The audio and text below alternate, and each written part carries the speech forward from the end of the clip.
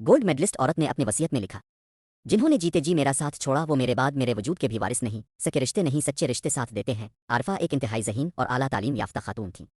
उनके ख्वाब बुलंद थे और उनकी आंखों में एक रोशन मुस्तकबिल की चमक थी। उन्होंने अपनी मेहनत से गोल्ड मेडल हासिल किया और एक मोतबर इदारे में आला ओहदे पर फाइज हुईं।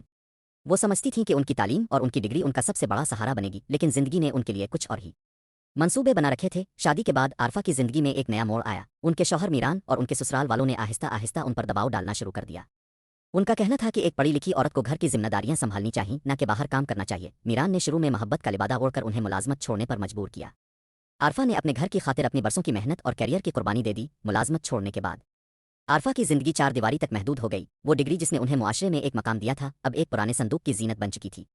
वो दिन भर घर के कामों में मसरूफ रहती, लेकिन उनकी कुर्बानी को किसी ने तस्लीम न किया। उनकी खामोशी को उनकी कमजोरी समझ लिया गया।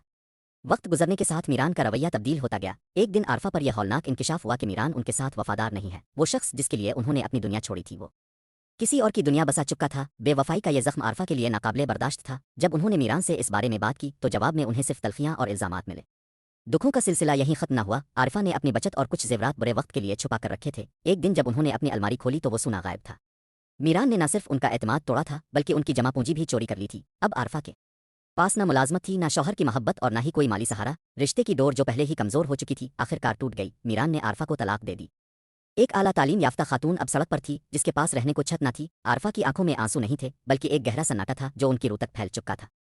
आरफा ने सोचा कि शायद उनके भाई उनका सहारा बनेंगे। वो अपने भाई सखावत के घर गईं, इस उम्मीद के साथ कि खून का रिश्ता उन्हें तन्हा नहीं छोड़ेगा। लेकिन दुनिया बदल चुकी थी। सखावत ने उन्हें हमदर्दी के बजाय बोझ समझा। इसने वाजे कर दिया कि एक मुतलका बहन के लिए इसके घर में कोई जगह नहीं है, क्योंकि इससे इसकी अपनी समाजी जिंदगी मुतासिर होगी। भाइयों के सर्द रवैये ने आरफा को तोड़ कर रख दिया। उन्हें एहसास हुआ कि रिश्तेदार सिर्फ खुशियों के साथी होते हैं। दुख की इस घड़ी में उनका कोई अपना नहीं था। वो जिस दर पर गईं वहां से उन्हें धुतकार दिया गया। सखावत ने अपने घर का दरवाजा उन पर हमेशा के लिए बंद कर दिया, जैसे वो कोई अजनबी हो। जब तमाम दरवाजे बंद हो गए तो आरफा ने दारुल अमान का रुख किया।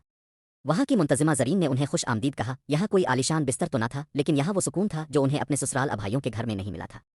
दारुल अमान उन ख्वातीन का ठिकाना था जिन्हें अपनों ने ठुकरा दिया था। दारुल अमान की खामोशी में आरफा ने खुद को तलाश करना शुरू किया। वहाँ वो दूसरी ख्वातीन के साथ मिलकर वक्त गुजारत और अपनी तालीम के जरिए दूसरों की मदद करती। उन्हें एहसास हुआ कि सुकून किसी रिश्ते अमाल और दौलत का मोहताज नहीं है, बल्कि ये इंसान के अपने अंदर होता है। वो अब किसी की मोहताज नहीं थी। अपनी जिंदगी के तल्ख तजर्बात के बाद आरिफा ने एक वसीयत लिखी। उन्होंने कागज़ पर अपने लरसते हाथों से तहरीर किया कि उनकी वफात के बाद उनकी मैयत किसी भी रिश्तेदार अभाई के हवाले न की जाए। उन्होंने लिखा, जिन लोगों ने जीते जी मेरा साथ छोड़ दिया उन्हें मेरे मरने के बाद मेरे जिस्म को छूने का भी हक नहीं है। आरफा ने अपनी वसीयत में यह भी लिखा कि दारुल अमान ही उनका असल घर है और वहीं के लोग उनके वारिस हैं। उन्होंने अपनी बकिया जिंदगी इबादत और खिदमत में गुजारने का फैसला किया। अगर वीडियो पसंद आए तो एक नेकी समझ कर आगे पहुंचा दें।